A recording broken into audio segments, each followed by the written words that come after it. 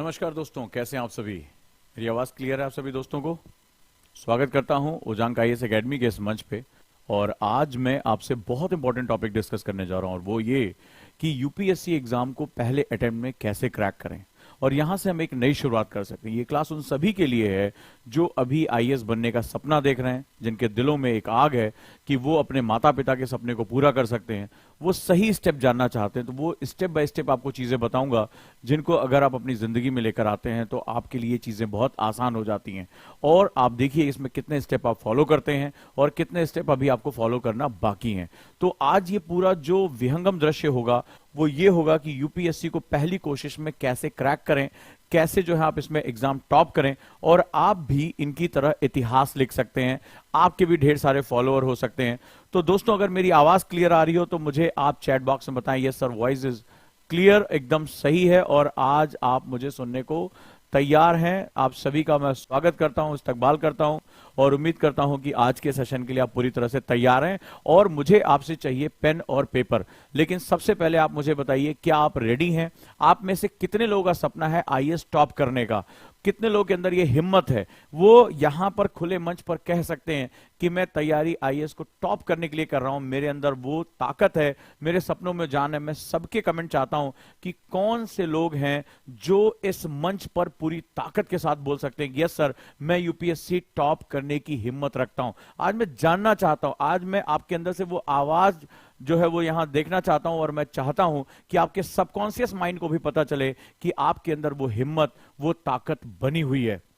कितने लोग हैं जो अपनी रैंक को मुझे लिखकर बता सकते हैं? कमेंट बॉक्स मुझे चाहिए ताकत के साथ। यूपीएससी टॉप करने का मद्दा किसमें है? कितने लोग जो है इनको फॉलो करते हैं और वो भी चाहते हैं कि अगले सालों में इस तरह के थंबनेल, इस तरह के फोटोज में उनका भी नाम आए? कितने लोग हैं, मैं यहां पर जानना चाहता हूं, कितने लोगों की हिम्मत है कि वो खुलकर कह सकते हैं यस यूपीएससी टॉप करने का मेरे अंदर हिम्मत है? अगर है तो मुझे लिखकर बताइए, यस सर मेरे अंदर वो हिम्मत है, मैं यूपीएससी टॉप कर सकता हूं।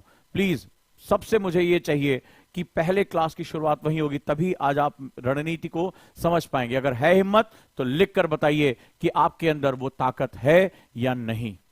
सभी लोग जोश के साथ क्लास की शुरुआत आज जोश के साथ करते हैं, क्योंकि ये रहस्य आपके लिए बहुत महत्वपूर्ण है। और जो पॉइंट्स मैं आपको बताता जा रहा हूं, अगर आप उसको अपनी डायरी में लिखते हैं, अगर आप उसके साथ चलते हैं, तो डेफिनेटली आपको बहुत ज्यादा फायदा होगा। और देखिए इसमें से कितनी चीजों को आप अपनी लाइफ में उतार पा रहे हैं।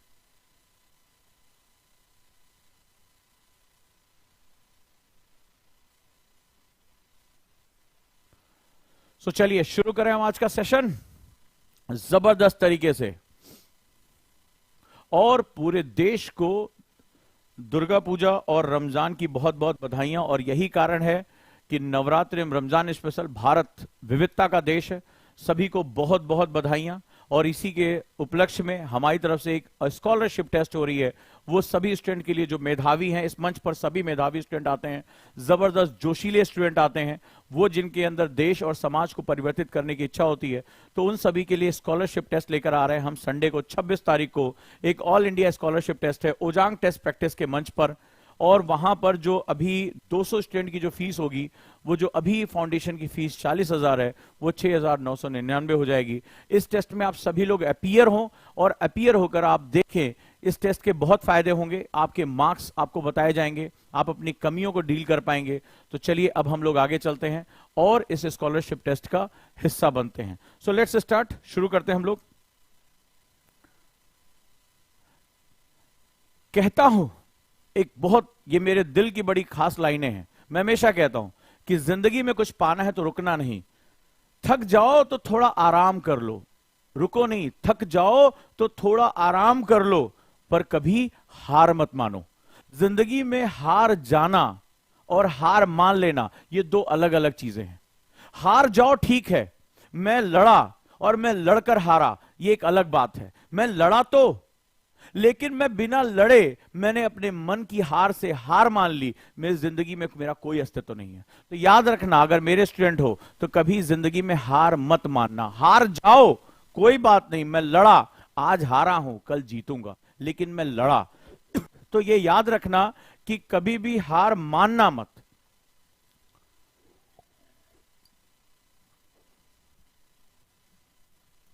चलिए आगे बढ़ते हैं। तो आज की क्लास में हम क्या सीखेंगे, सभी के लिए बहुत महत्वपूर्ण है, वो नेसेसरी इंफॉर्मेशन, टिप्स और रणनीतियां जो पहले प्रयास में यूपीएससी को क्रैक करने के लिए बहुत ज्यादा आपकी मदद करने जा रही है। तो आज का जो हमारा फंडामेंटल है, हम क्या क्या सीखने जा रहे हैं, what we are going to learn today, और वो हम ये सीखने जा रहे हैं कि कैसे हम उन प्रैक्टिसेस को लेकर आए जो टॉपर की प्रैक्टिसेस होती हैं, जो हमें टॉप करने में हमारी मदद करेंगे। रेडी हैं सभी लोग? मुझे यस लिखकर बताएं, yes sir we are ready. क्योंकि आपको न सिर्फ इसे सुनना होगा, अपने जीवन में इसको उतारना होगा, और मुझे यह भी बताना होगा जितने पॉइंट मैं बता रहा हूं उसमें से कितने पॉइंट आप फॉलो करते हैं। क्लास के आखिरी में आप मुझे इन्फॉर्म करेंगे। तो चलिए, तो हम लोग शुरुआत करते हैं। यस, सभी लोग जोर के साथ, पूरे जोश के साथ आपको यहां मैसेज करना है और बताना है कि इसमें कितनी प्रैक्टिसेस आप फॉलो करते हैं।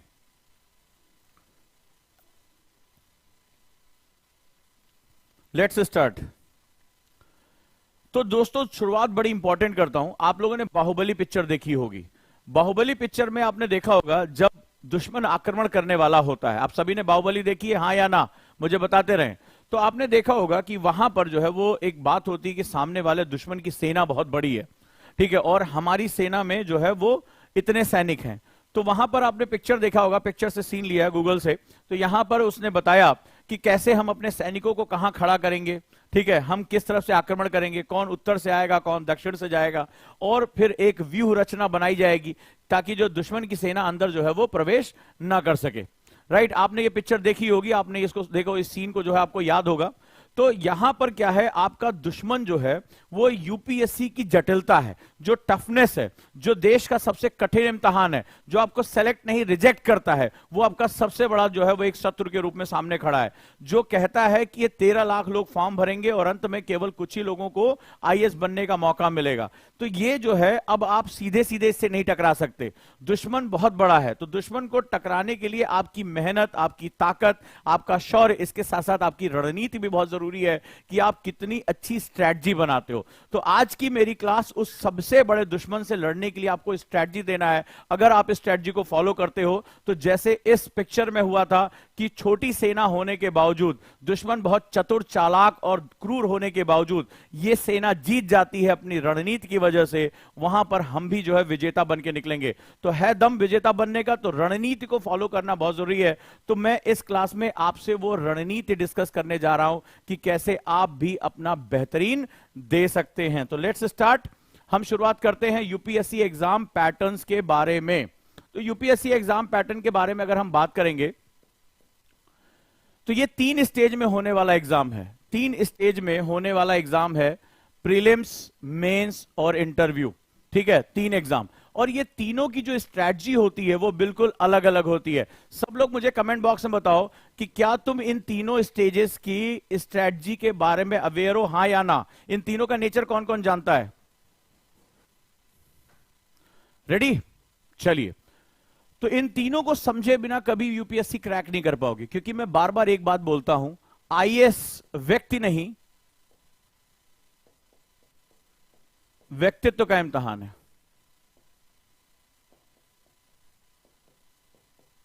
और क्यों कहता हूं? क्योंकि इस एग्जाम में यही सबसे खास बात है।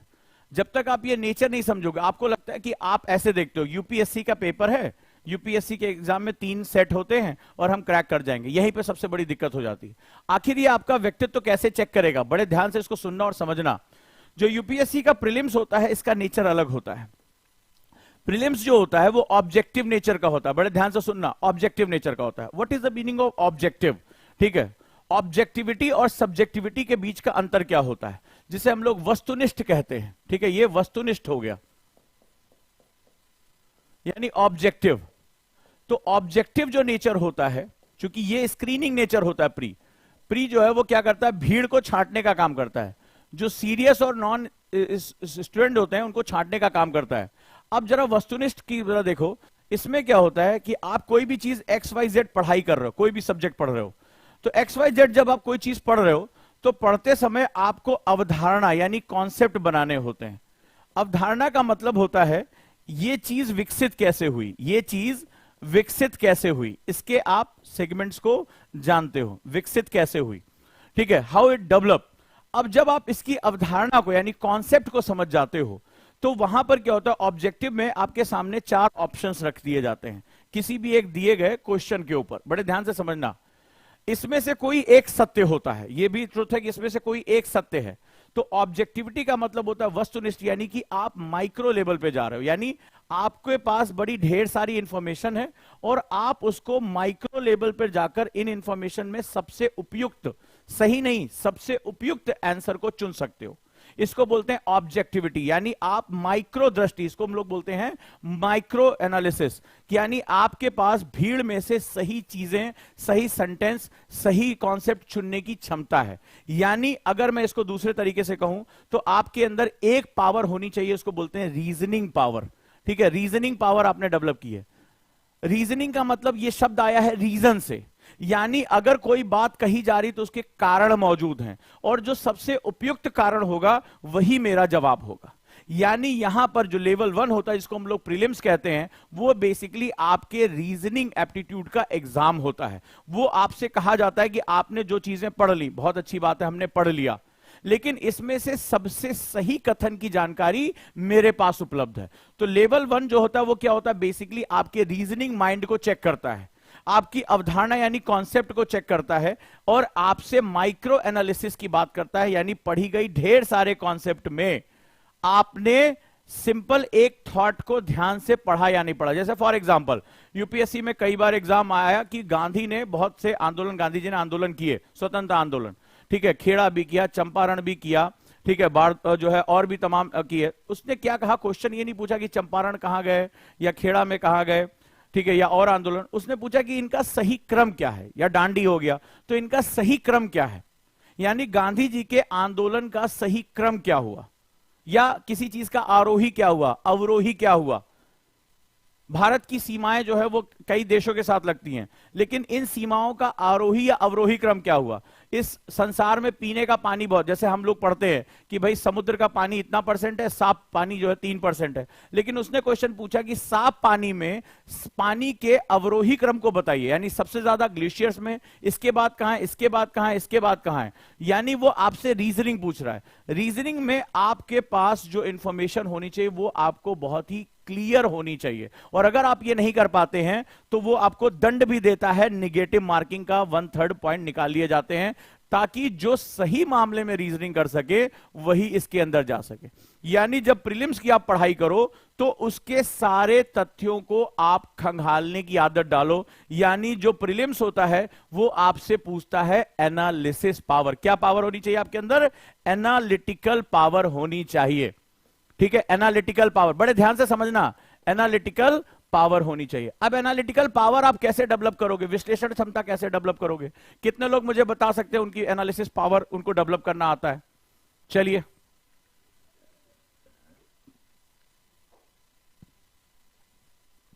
कितने लोग जानना चाहते हैं, जल्दी मुझे बताएं। Yes sir, we want to develop analytical. इसके बिना प्री नहीं निकल पाएगा। प्री बहुत से लोग तैयारी कर रहे हैं। 13 लाख सबसे टफ अगर कोई चीज है तो वो प्रीलिम्स है। सबसे टफ जो है वो प्रीलिम्स है।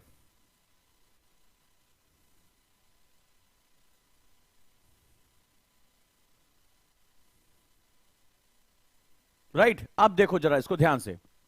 For example prelims analytical power को डेवलप करने के कुछ स्टेप होते हैं।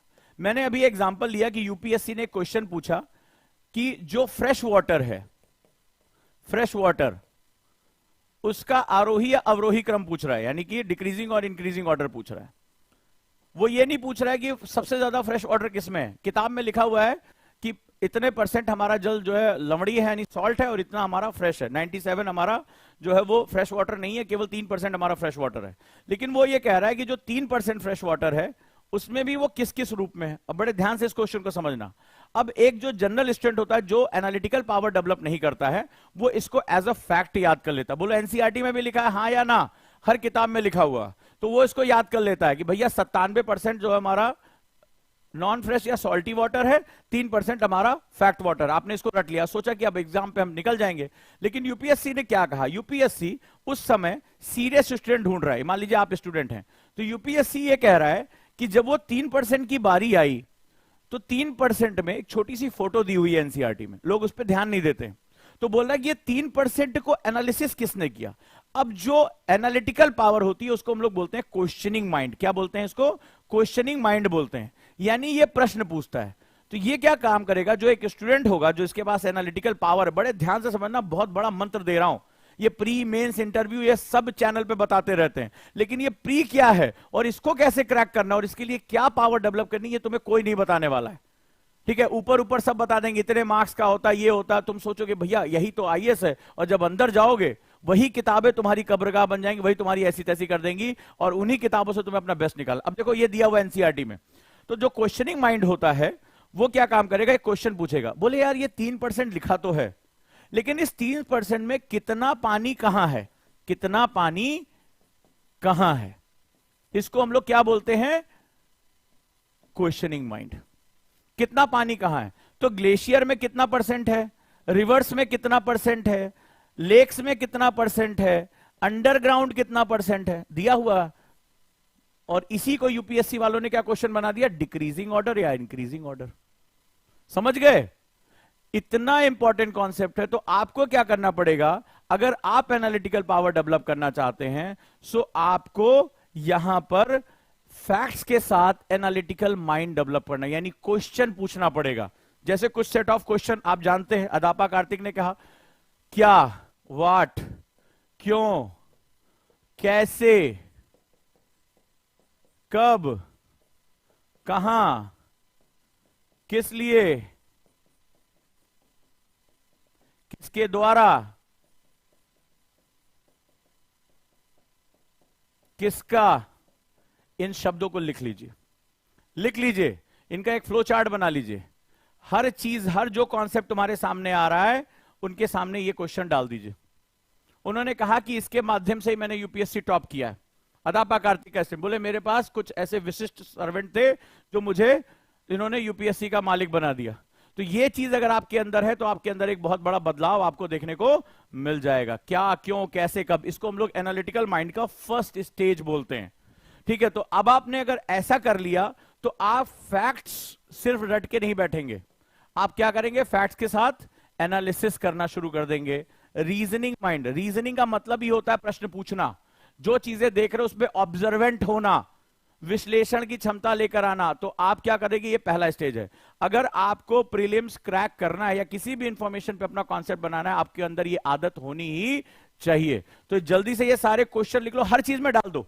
आप किताब उठाओ, मान लो मैं तुम्हें तरीका बताता हूं, पेंसिल ले लो और एक बुक ले लो, कोई भी एक बुक तुम्हारे सामने है, और इसमें कोई मेजर तुम्हारा कॉन्सेप्ट है, तुम्हें लग रहा है कि ये मेजर कॉन्सेप्ट है, तो मेजर कॉन्सेप्ट में पहले ही जब पहली रीडिंग करो, मैंने लास्ट टाइम बताया था ना कि एक रीडिंग करनी है, जब एनसीईआरटी वाली क्लास मेरी हुई थी तो मैंने उसमें पेंसिल से यही लिख लो कि क्या, क्यों, कैसे। मैं जब पढ़ूंगा तो आंसर को इसी के साथ पढ़ते जा रहे हो। अब मान लो वहां पे पढ़ रहे हो, पहले लाइन डिफिनीशन की है, क्या मैं डाल दिया, कोई डेट आई, ठीक है, तो ये हुआ, आपने कब डाल दिया, वेन हुआ, वेन, तो ये इस तारीख को ये जो है वो घटना हुई थी या ये युद्ध हुआ था फलाना, क्यों हुआ था, लड़ाई के पीछे कारण क्या था, आपने यहां मेंशन कर लिया।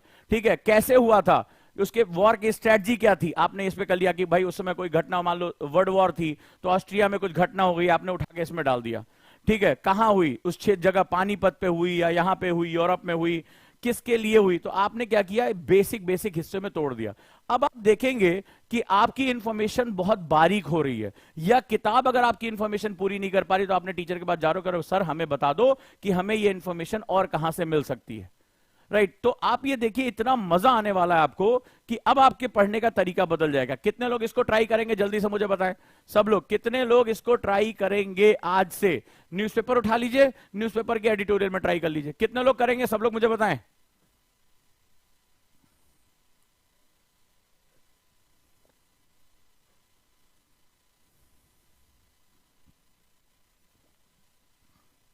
और जो लोग गुरुकुल के साथ जुड़ना चाहते हैं, स्कॉलरशिप के साथ जुड़ना चाहते हैं, वो सभी फॉर्म भरते रहेंगे अपना।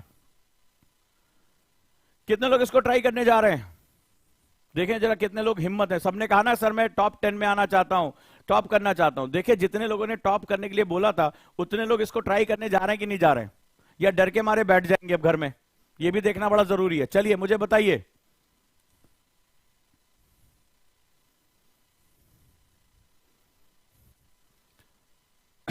अब आ जाते हैं कैसे हम इसको क्रैक किया जा सकता है। सबसे पहला, नंबर 1, टिप नंबर 1, चूंकि ये देश का one of the toughest examination है, तो हमने प्री समझ लिया। अब प्री के साथ हम दूसरा समझते हैं कि हम ये सारा टाइम मैनेज कैसे करेंगे। ठीक है, हम इसको मैनेज कैसे करेंगे, इस पे जरा देख लें। अब हमने जब प्री को समझ लिया तो हम जरा मेंस को भी समझ लेते हैं कि मेंस हमारे लिए कैसे काम करेगा। क्लियर? तो मेंस इसका उल्टा हो गया। प्री में आपने क्या किया? एनालिसिस किया, एनालिसिस किया। ठीक है, कि भाई ये चीज कैसे होती, क्यों होती, कब होती, कहां होती, किस लिए होती। आपने उसको छोटे छोटे हिस्सों में तोड़ लिया। किसी भी घटना को, स्वतंत्रता आंदोलन था, मान लो भारत का स्वतंत्रता या गांधी का आंदोलन था, तो क्यों हुआ, कब हुआ, कहां हुआ, किस लिए हुआ, किसके कारण हुआ, घटना कौन सी हुई, तो आपने ये सारी चीजों को तोड़ लिया। अब जरा देखो, तो मेंस क्या होता है? एनालिसिस के बाद होता है सिंथेसिस। सिंथेसिस। अब अंतर समझो, क्यों आपका व्यक्तित्व तैयार कर रहे हैं। आपको क्या लग रहा है एक डीएम इतना हल्का फुल्का आदमी होता है, आप उसको फॉलो करते हो। डीएम उस कहते हैं ना जिले का राजा होता है, प्रथम नागरिक होता है, इतनी पावर होती है, उसकी उंगली के इशारे से सारी चीजें होती हैं। तो आखिर वो पावर तुम्हें दी क्यों जाएगी? जो व्यक्ति पावर धारण ही नहीं कर सकता उसको पावर क्यों दी जाएगी? एग्जाम्पल लेता हूं। ठीक है, ये ग्लास है।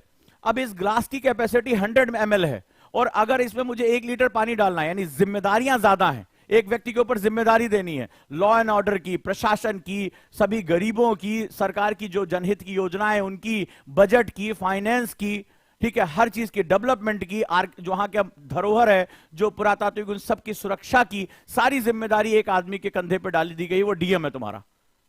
अब तुम इस ग्लास के अंदर 100 ml पानी डालना, 1 लीटर पानी डालना चाहते हो, इसकी कैपेसिटी क्या है? 100 ml है केवल। अब इसमें 1 लीटर पानी आएगा?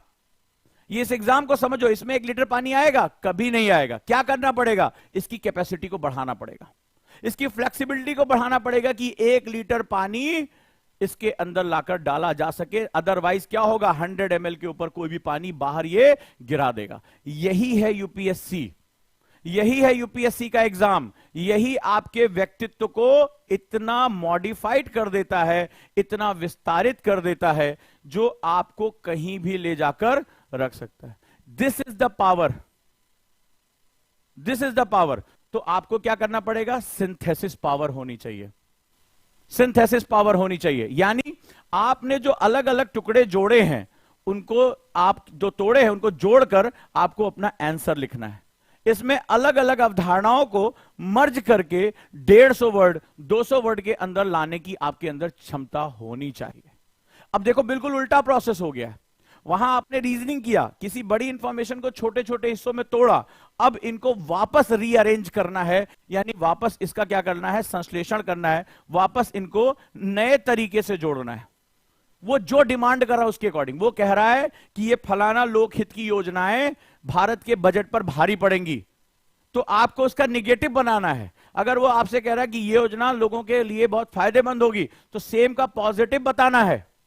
आपको बताना है कि ये बांध बनाने से सिंचाई परियोजनाओं, बिजली परियोजनाओं में बहुत फायदा मिलेगा। वही कह रहा है कि ये बांध जो है वो एनवायरमेंट का डिजास्टर होगा। सेम चीज पर चाहे वो पॉजिटिव पूछे चाहे वो निगेटिव पूछे, आपके अंदर ताकत होनी चाहिए कि आप उसके डिमांड को पूरा कर सको। अगर पूरा कर ले गए तो तुम्हें कोई भी सक्सेस होने से रोक नहीं सकता। यही होता है सिंथेसिस, यानी जोड़ना और अपनी बात को बिना बोले शब्दों के माध्यम से व्यक्त करना, क्वेश्चंस के माध्यम से व्यक्त करना। और यही पावर जो होती है वो आपके अंदर एक बहुत बड़ी सिंथेसिस पावर क्रिएट करती है। तो मेंस क्या है? सिंथेसिस है, सिंथेसिस है। तीसरा स्टेज जो होता है इंटरव्यू। इंटरव्यू, अब लिख लिया, ऑब्जेक्टिव क्वेश्चन कर लिया, साक्षात्कार की बारी आई। साक्षात्कार बेसिकली आपका प्रेजेंस ऑफ माइंड दिखाता है। आप रोबोट नहीं, इंसान है। और जब मैं इंसान की बात करता हूं, अब देखो व्यक्तित्व में, अब आप बहुत पढ़ने में अच्छे हो गए, आपने घंटों पढ़ाई की, ऑब्जेक्टिविटी अच्छी है, सब्जेक्टिविटी आपकी अच्छी, यानी आपने किसी कॉन्सेप्ट को विस्तार देना सीख लिया। तो प्री से उल्टा मेंस हुआ। प्री में गए थे, आपने एक सही आंसर ढूंढा, यहां पर एक जो है क्वेश्चन को आपने 150-200 वर्ड में लिखा। अब यहां देखो क्या है, ये प्रेजेंस ऑफ माइंड की बात कर रहे हैं, आपके पास कितनी क्षमता है। अब इंटरव्यू क्या होता है?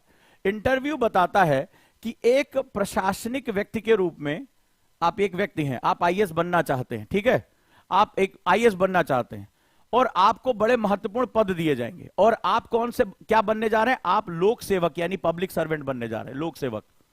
अब इस लोक सेवक को जनता को डील करना, ध्यान से समझना इंटरव्यू को, 275 नंबर को समझने की कोशिश करो। अब इसके सामने एक दिन में बहुत अलग अलग लोग आ रहे हैं। ये बहुत गुस्सैल आदमी है, ठीक है, एकदम गुस्से में है, दुखी है, इसको मदद की जरूरत है। ये माफिया है, ये अभी आया है, माफिया है, मूंछों को ताव देकर जो है तुम्हें धमका रहा है कि हमें जो है रेत निकालने दो, हम ये करने, तुम्हारा ऐसे तैसे कर देंगे, हमारा कॉन्टेक्ट ऐसा है। तो तुम्हारे सामने एक दिन में ढेर सारे कैरेक्टर्स आ रहे हैं। कोई मदद मांग रहा है, कोई तुमसे दबाव डाल रहा है, कोई जो है वो फलाने जो है वो माफिया है, कोई जो है वो दुखी इंसान है, कोई बहुत क्रोधी इंसान है, कुछ भी उल्टा सीधा बोल दिया। अब एक दिन में तुम्हें बहुत से लोगों से डील करना है। तो माना जाता है कि एक व्यक्ति जो होता है उसके अंदर कई गुण होते हैं। जैसे वो अपने क्रोध को कितना नियंत्रित कर सकता है, पता चला मारना शुरू कर दिया इसको पटक के। वो कितना हाजिर जवाब है, वो कितना मैनिपुलेट कर सकता है, हाजिर जवाब है, ठीक है, कि वो किसी तनावपूर्ण सिचुएशन को भी वो अपने बस में ले ले। क्योंकि कम्युनिकेटर वो अच्छा होना चाहिए, वो एक अच्छा प्रशासक होना चाहिए, लोगों को समझा सके, साथ साथ उसकी बात में कितनी सच्चाई है। देखिए जब कोई व्यक्ति बोलता, अच्छा ओरेटर होता है, तो लोग उसकी बात को फॉलो करने लगते हैं, उसकी बात को दिल पे ले लेने लगते हैं। तो अगर आप जनता के बीच में आपका संवाद बहुत अच्छा है, आपके व्यक्तित्व के साथ वो जुड़ रहा है, तो आप कहेंगे कि भाई देखिए मैं ये इसलिए ये जो है वो सड़कें चौड़ी कर रहा हूं, ये मकान गिरा रहा हूं ताकि सड़कें चौड़ी हो सके और आपको अच्छे मकान मिल सके। तो लोग आप पर विश्वास करेंगे, और जब विश्वास करेंगे तो आपका वो जो प्रतिरोध होगा वो कम से कम करेंगे। बड़ी ध्यान से इस बात को समझना। तो ये सारे गुण उस व्यक्ति के अंदर होने चाहिए। वो हंसमुख भी हो, ठीक है, वो सही तरीके से जवाब भी दे सके, वो जल्दी इरिटेट ना हो। तो ये सारे गुण एक अच्छे प्रशासक के रूप में देखे जाते हैं। अब यहां पर अगर हम बात करें, ठीक है, तो इस समय हमारा जो बहुत इंपॉर्टेंट एक सेगमेंट शुरू होता है वो बहुत ही महत्वपूर्ण हो जाता है, और वो ये होता है कि प्रशासक के रूप में, ठीक है, आपके अंदर ये गुण होने चाहिए। अब ये आपके क्वेश्चन आंसर में नहीं पता चल रहा है। अब आप एक बोर्ड के सामने बैठते हो और वो आपसे डिफरेंट डिफरेंट क्वेश्चन पूछते हैं। सबसे बड़ी बात है कि एक प्रशासक के रूप में आप भगवान नहीं हो, आप इंसान हो, आपसे गलतियां होंगी। तो क्या आप अपनी गलतियों पे माफी मांगने की क्षमता रखते हो? बहुत लोग नहीं करते, अहंकार होता है, अरे मैं कैसे माफी मांग लूं, गलत होने के बावजूद भी। हाँ या ना मुझे बताते रहिएगा। कई बार आप घर में भी गलत होते हैं, अरे हमने नहीं किया, कोई बर्तन टूट गया, हमने नहीं तोड़ा, सीधे सीधे बोल जाते हैं।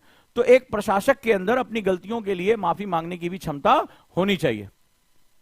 तो वो आपसे क्वेश्चन पूछते हैं, आप जवाब नहीं दे पाए, अब आप घबराना शुरू हो जाते हैं, आप उल्टे सीधे जवाब दोगे। लेकिन जो प्रेजेंस ऑफ माइंड है वो कहेगा सॉरी सर, मैं इस सवाल का जवाब नहीं जानता हूं, मैं सीखने की कोशिश करूंगा।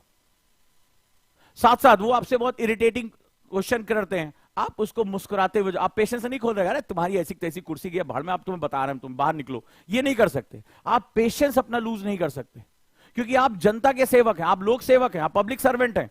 आपके ऊपर हर समय दबाव होगा, आपको कूलर काम रहना है, मुस्कुराते हुए रहना है, सिचुएशन को बातों से डील कर लेना है। तो ये भी एक बहुत इंपॉर्टेंट। अब सोचिए आपके व्यक्तित्व में वो क्या क्या चाहते हैं, और इससे बड़ा सबसे बड़ी बात चाहते हैं धैर्य, कि फेल हो जाओ, इंटरव्यू में पहुंच के फेल हो गए, नहीं हुआ सिलेक्शन, फिर से प्री से शुरू करना है।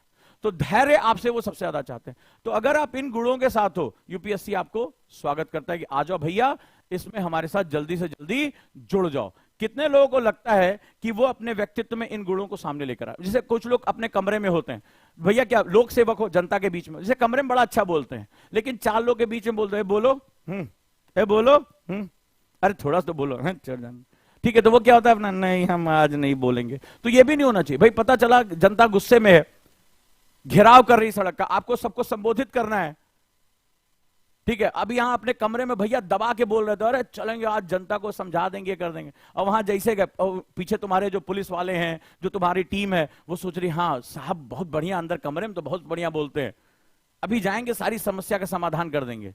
और साहब गए, बोले साहब चढ़िए मंच पे और बोलिए जनता को। अब वहां जनता करिए, टुकुर टुकुर तुम्हें देख रही है, तुम कमरे में बोलना ठीक था, यहां कैसे बोले, तो क्या होगा, मामला खराब हो जाएगा। So you have to be, एक बहुत अच्छा कम्युनिकेशन स्किल होनी चाहिए, कॉन्फिडेंस होना चाहिए, ये सारी चीजें इनबिल्ड की जाती है। इन सबको तैयार करने के बाद जो पैकेज तैयार होता है उसको क्या होता है, भारतीय प्रशासनिक सेवा, भारतीय पुलिस सेवा का अधिकारी कहा जाता है। ये पैकेज होता है व्यक्तित्व का, इसीलिए समाज में इतना सम्मान होता है। जब भी कोई आप देखेंगे, कई पिक्चरें उच्चरे, अरे भैया आईएएस हैं या आईएएस की तैयारी कर रहे हैं, तो एक बड़ा सम्मान की नजर से उसको देखा जाता है। एक बहुत ही, आज भी ये बहुत बड़ा रुतबा माना जाता है, मानते हो कि नहीं मानते हो, तो ये बड़ा रुतबा माना जाता है। खासतौर पे पूरे देश में भी अगर देखो तो आज मध्य वर्ग के लिए सबसे बड़ा सपना ये होता है, क्योंकि जो आपका, उनको ये पता होता है बड़े बड़े नेता, बड़ी बड़ी चीजें, सब लोग रिलाई करते हैं आपको। बड़ी से बड़ी समस्याओं का समाधान आपसे पूछा जाता है, क्योंकि आप हर तरीके से तैयार हो चुके हो। आपकी रीजनिंग, आपकी सिंथेसिस पावर, आपकी कम्युनिकेशन पावर, आपके अंदर सभी प्रेशर को झेलने का गुण, ये सब कुछ आपके साथ जुड़ा होता है। तो ये वजह होती है कि पूरे सम्मान, जो पूरा देश जो होता है, ये जो भारतीय सिविल यूपीएससी के जो एस्पिरेंट्स होते हैं या यूपीएससी के जो ऑफिसर्स होते हैं, उनको बहुत सराखों पे बिठा के रखता है। तो ये आपको भी मिल जाएगा, लेकिन आप इसके लिए कितना तैयार हैं ये जानना बहुत जरूरी है। अब इसमें जो सबसे इंपॉर्टेंट चीज है वो हम आ जाते हैं और यूपीएससी की रणनीति में इसको समझते हैं। जो लोग भी तैयारी करना चाहते हैं, प्लीज स्टार्ट अर्ली, यानी वो जल्दी से जल्दी अपनी तैयारी शुरू करें। कारण क्या है, अब आपको ये बात तो समझ में आ गई होगी। जो पहला जिसमें मैं आपसे एक इंपॉर्टेंट बात करूंगा, स्टार्ट अर्ली, यानी जल्दी से जल्दी शुरू करें। क्यों? अब जरा ध्यान से देखिए, मुझे व्यक्तित्व निर्माण करना है। ये कोई ऐसा एग्जाम नहीं है, ठीक है, व्यक्तित्व निर्माण करना है। ये कोई ऐसा एग्जाम नहीं जिसमें मैंने कोई सिलेबस पूरा कर लिया और मैं आईएएस बन जाऊंगा। तो सबसे अभी जो चैट जीपीटी ससुरा फेल हुआ है, ठीक है, जो चैट जीपीटी जो फेल हुआ है ना, तुमने देखा वो सारा एग्जाम क्रैक कर आया, सारा एग्जाम। बार काउंसिल का भी अभी जो चैट जीपीटी 4 जो है उसको क्रैक कराया, मेडिकल, इंजीनियरिंग, फलाना ढिकाना सारा क्रैक कर लिया। लेकिन जैसे वो यूपीएससी देने आया, लास्ट क्लास ली थी ना, उसकी हालत खराब हो गई, प्रीलिम्स नहीं क्वालिफाई कर पाया। और लिखा उसने कि भैया ये एग्जाम फैक्ट्स का एग्जाम नहीं है। चैट जीपीटी जो है उसने जब लिखा कि भैया एग्जाम, हमारे पास दुनिया भर की नॉलेज है, हम भैया मशीन लर्निंग पे हैं, लेकिन इस एग्जाम में इमोशनल क्वेश्चन, एनालिटिकल पावर, ठीक है, व्यक्तित्व का इम्तिहान। और बोला मेरे पास तो व्यक्तित्व ही नहीं है, मेरे पास वो पर्सनालिटी नहीं है कि मैं सिचुएशन बेस्ड आंसर दे सकूं, मैं डिमांड बेस्ड आंसर दे सकूं। मेरे पास तो इंफॉर्मेशन है, फैक्ट्स है, मैं फैक्ट प्रोसेस कर सकता हूं। यही अंतर तुम लोग नहीं समझ पाते हो। तुम्हें लगता है कि कुछ किताब खरीद ला है, सिलेबस रख लिए सामने, अब आईएएस तो बन ही जाएंगे। वो जो तुम्हें अपने अंदर बिल्ड करना होता है वो बिल्ड नहीं कर पाते हो। और जब व्यक्तित्व निर्माण करने की बारी आती है तो व्यक्तित्व निर्माण जो है वो ताजमहल की तरह होता है, गुप्ता जी के मकान की तरह नहीं होता है। गुप्ता जी का मकान 4 महीने में बन जाएगा, ताजमहल बनने में समय लगा था। तो ये क्या होता है, ये समय मांगता है आपसे। It takes lot of time, ये आपसे समय मांगता है। तो उस समय को आपको देना पड़ेगा, टाइम, तभी जाकर व्यक्तित्व निर्माण होता है। तो वो जो समय होगा जिसमें आप अपनी रीडिंग पावर, आप synthesis power, personality, speaking power, पढ़ने की क्षमता अपनी, आप सोचो कितने, कोई स्टूडेंट ऐसा है जिसने टाइम टेबल बनाया कि 12 घंटे का और 12 घंटे पूरे कर लिए, 2-4 दिन पूरे किए होंगे, लेकिन तुमने देखा होगा फिर कंसिस्टेंसी टूट जाती। मुझे बताना अगर मैं सही बोल रहा हूं तो। फिर 2-4 दिन बाद गैप मिलता, फिर होता अरे यार मैंने टाइम टेबल बनाया, मुझे फॉलो करना है, फिर वो शुरू करता है। तो टाइम टेबल का उसका ग्राफ ऐसे होता है कि शुरुआत में वो जाता है, फिर डाउन, फिर कुछ दिन गैप, फिर उठा, फिर जाता है। तो आपने देखा होगा कि उसकी जर्नी ऐसे नहीं होती है। उसकी जर्नी क्या होती है, कभी व्यवधान आ गया, कभी घर वालों ने डिस्टर्ब कर दिया।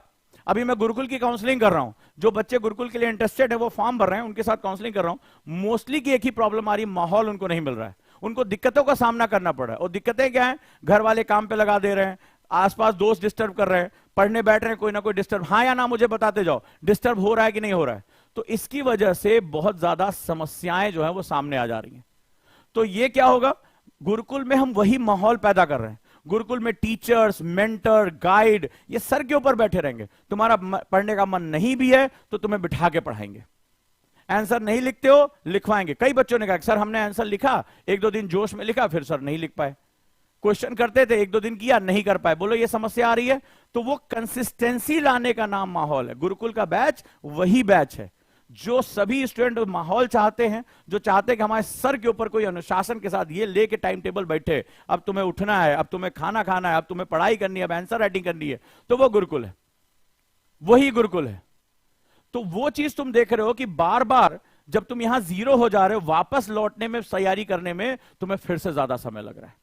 इसीलिए जो तुम टाइम अपने आप के लिए बनाते हो उससे ज्यादा समय लग जाता है। इसीलिए जब भी आप तैयारी शुरू करें, समय लेकर तैयारी करें। ये वीडियो रील्स देखकर नहीं होगा, करे यार 2023 में शुरू करना, 24 में आईएएस बन जाएगा भाई। क्योंकि आप ह्यूमन हैं और आपकी जिंदगी में बहुत सी ऐसी घटनाएं होती हैं जो आपको परेशान करती हैं। यस या नो? तो अभी भी जब भी आप तैयारी करें, ध्यान से करें कि आप कैसे अपनी तैयारी को आगे लेकर जा सकते हैं। डन है? तो आज मैंने ये फर्स्ट पार्ट खत्म किया, प्री मेंस और इंटरव्यू के सेक्शन के बारे में बताया। अब आगे बताऊंगा कि अपने अंदर कौन सी हैबिट्स को डेवलप करना है रैंक 1 लाने के लिए। एग्जाम क्या था वो मैंने आपको समझा दिया, अब आपको हैबिट्स डेवलप करनी होगी कि अगर मेरे अंदर ये आते हैं तो फिर यहां से मुझे सक्सेस हर हालत में मिल जाएगी। और गुरुकुल बैच उन्हीं के लिए है जो वाकई में माहौल चाहते हैं कि मुझे पढ़ने का माहौल मिले, मुझे कोई टीचर या कोई मेंटर मेरे सर के ऊपर बैठे, मुझसे आंसर राइटिंग कराए, मुझे बताए कि कब मुझे मेडिटेशन करना है, कोई मुझे जाकर खड़ा कर दे, बोले सबके बीच में बोलना है, मेरी हेजिटेशन को खत्म करे, किसी के साथ मैं अपना दुख दर्द बांट सकूं, मैं बता सकूं कि मैं इस कारण से पढ़ाई नहीं कर पा रहा हूं। तो टीचर, मेंटर, लाइब्रेरी प्रोग्राम, यहां स्वागत है आप सभी का गुरुकुल में। फॉर्म जो दिए जा रहे हैं उस पर आप भर सकते हैं। जो बच्चे इंटरेस्टेड होंगे गुरुकुल के लिए, पहले काउंसलर आपकी काउंसलिंग करेंगे, उसके बाद मैं आपकी काउंसलिंग करूंगा और वहां पर मैं आपकी प्रॉब्लम को सुनने और जानने की कोशिश करूंगा। उसके बाद जो लोग इसमें अभी एडमिशन ले लेंगे उनकी काउंसलिंग मेंटर्स करेंगे, यानी सबकी एक अलग प्रोफाइल, एक अलग डायरी तैयार होगी। और ये ऐसा प्रोग्राम है जहां पर आपको छोटे बच्चों की तरह डायरी भी दी जाएगी, आप क्या करते हैं, आज आपने कितना काम किया, पानी कितना पिया, हेल्थ पे आपने कितना फोकस किया, आपको वो डेली भर के लाना पड़ेगा और डेली चेक कराना पड़ेगा। ये भी स्थिति है। तो ये वही लोग जो हैं आए जो तैयार हैं। अब जैसे इसमें फीस 1.5 लाख है, लेकिन जो लोग काउंसलिंग सेशन में आते हैं उनको डिस्काउंट भी मिलता है। अगर मुझे लगता है कि ये कैंडिडेट अच्छा है, मेरे मेंटर्स को लगता है कि ये मेरे सवालों का जवाब दे पा रहा है या इसका टेम्परामेंट बहुत अच्छा है, तो उनको फीस में डिस्काउंट भी अवेलेबल है। बट यहां पर जो एडमिशन का प्रोसेस होगा वो with the help of counselling ही होगा। क्लियर है? तो जो लोग इसके साथ इंटरेस्टेड हैं वो फॉर्म भी भर सकते हैं या दिए गए नंबर पे वो कॉल भी कर सकते हैं। गुरुकुल वाई आपको भरना होगा, yes we are want to enter into the class. और जो लोग अभी फाउंडेशन 1 ईयर में ऑनलाइन जुड़ना चाहते हैं फाउंडेशन बैच के लिए ऑनलाइन, जिसकी फीस अब 40,000 कर दी गई है, वो स्कॉलरशिप टेस्ट देंगे 26 तारीख को। 26 तारीख को उजांग टेस्ट प्रैक्टिस पे स्कॉलरशिप टेस्ट है, जहां पर पहले 200 स्टूडेंट को जबरदस्त डिस्काउंट मिलने जा रहा है, बंपर डिस्काउंट मिलने जा रहा है। So you can be the part. जिसको भी पैसे की प्रॉब्लम है, जिसको लगता है कि वो गुरुकुल में नहीं पढ़ाई कर सकता 1 साल, वो ऑनलाइन पढ़ना चाहता है और उसमें भी उसको बढ़ी हुई फीस में समस्या है, तो हम चाहते हैं कि हम देखना चाहते हैं कि आप कितना आईएएस के लिए तैयार हो। ठीक है, आप कितने, आपके अंदर टेम्परामेंट है। तो जो लोग इसमें उजांग टेस्ट प्रैक्टिस पे 26 तारीख को टेस्ट देंगे उन सभी को फीस में जबरदस्त डिस्काउंट है। खासतौर पे कई बच्चे पूछ रहे थे, तो अब करिए, आपके पास दोनों ऑप्शन है। जो लोग यहां आकर हमारे संरक्षण में पढ़ाई करना चाहते हैं, एक गुरुकुल की व्यवस्था में पढ़ाई करना चाहते हैं, एक अलग ही माहौल में पढ़ाई करना चाहते हैं, उन सभी का बहुत बहुत स्वागत है। जो लोग ऑनलाइन पढ़ना चाहते हैं उन सभी का भी बहुत बहुत स्वागत है। जुड़े रहिए, अच्छे से पढ़ाई करते रहिए, फॉर्म भरिए या दिए गए नंबर पर आप कॉल करिए ताकि आपकी काउंसलिंग हो सके। तो गुरुकुल में जो लोग भी जुड़ना चाहते हैं उनकी फर्स्ट काउंसलर के साथ बातचीत होगी, फिर दूसरा मेरे साथ बातचीत होगी, और जो लोग इनरोल हो जाएंगे उनको मेंटर के साथ उनके प्रोग्राम की शुरुआत कर दी जाएगी। और फिर मिड ऑफ द अप्रैल से आप यहां पर आकर पढ़ाई करना शुरू कर देंगे। क्लियर है दोस्तों? अगले 2 से 3 दिन में मैं कॉन्सेप्टर बैच लॉन्च करने जा रहा हूं। ठीक है, तो और हां, जो कॉन्सेप्टर के स्टूडेंट हैं उनको अलग से डिस्काउंट है, यानी वो डिस्काउंट पे उनको डिस्काउंट है। जो कॉन्सेप्टर मेरे साथ 1 साल पढ़ चुके हैं उनके लिए तो बहुत ही इंपॉर्टेंट बैच है ये, क्योंकि उनका बेस तैयार हो चुका है। उनके लिए तो ये मतलब गोल्डन अपॉर्चुनिटी है। उनके सर पर कोई बैठ जाए या उनके जो है उनको लगातार काम कराए, एक सख्त माहौल में उनको रखा जाए, तो डेफिनेटली वो सेलेक्ट होकर निकलेंगे। राइट? तो चलिए जुड़ते हैं। और ऑनलाइन कॉन्सेप्टर के नए बैच की अनाउंसमेंट जल्दी होने जा रही है, तैयार रहिए 2 साल के लिए। चलिए मिलते हैं दोस्तों। वीडियो कैसा लगा जरूर बताएं और अपने दोस्तों को भी शेयर करें। एक चीज और आपसे कहना चाहूंगा सभी दोस्तों से, और करंट अफेयर्स का बहुत इंपॉर्टेंस है, तो एक और चैनल है ओजांग सर लाइव का, आप ओजांग सर लाइव का चैनल सब्सक्राइब कर लें, क्योंकि यहां पर दीपक सर लगातार एडिटोरियल एनालिसिस करा रहे हैं। तो ये क्लासेस आपकी छूटनी नहीं चाहिए, आज ही इसको सब्सक्राइब कर लें और दीपक सर के साथ जो है वहां उनकी लाइव क्लास को देखना शुरू कर दें। हिंदू का एडिटोरियल बहुत इंपॉर्टेंट होता है, यहां पर क्वेश्चन कैसे आते हैं उसके नोट्स वो आपको दे रहे हैं, साथ ही साथ वो आपसे क्वेश्चन भी इस पे करा रहे हैं। तो अगर आप इसका फायदा उठाना चाहते हैं तो हमारा एक और यूट्यूब चैनल है ओजांग सर लाइव, प्लीज इसको आप आज सब्सक्राइब कर लें, मैं देखना चाहता हूं। और दीपक सर की जो क्लासेस हैं जो आपको बहुत मदद करने वाली हैं, वो आपको यहां पर अन्य भी शिक्षकों की क्लासेस, खासतौर पे मैपिंग की क्लासेस आपको यहां पर मिल जाएगी।